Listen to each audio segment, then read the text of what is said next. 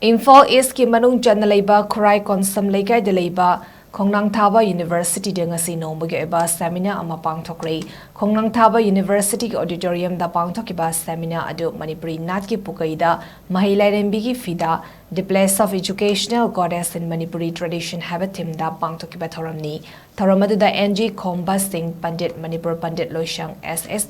Kondumba Maiva Hanba Utra Sanglen Sana Konung Dr. DS Rohichan Singh Assistant Professor Department of Umanglai Harauba MUC Amadi Dr. K. Chandra Head of Department History Khongnangthaba University na Athoiba Mithunglen Oina Saruk Yaduna Mai Pakna Pangthoki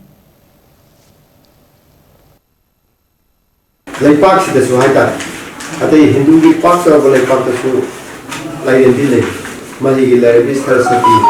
duga tan leidana adu mai to afoi de su masjid leibra leirambra aduga akoi de su haile gi panchami nimita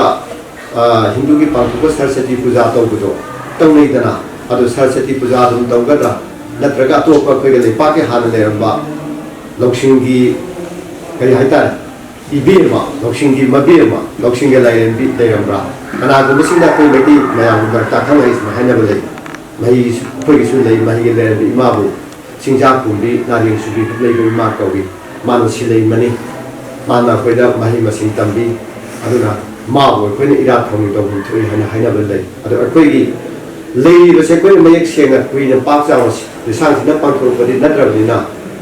Miyam Khunai Varakta, Manipuri may take no way may take right now, Parta is Gimarakta, some of double Rangara. Adoiti, Aquina, Karago Masi Goga, Kari Hana Iratoni Togani, Kari Tata, Kari Namita, Kari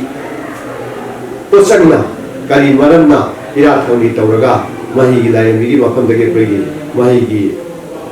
Haishing Magibatoksia, Yakamon Pangadegi, Yakatogan Pangadegi, coming Badegi,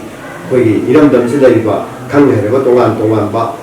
loisang dagi lakwa sinsos pasan sin taki daga di mayam si yan tagani loina na te khang no mayam da su uthora ga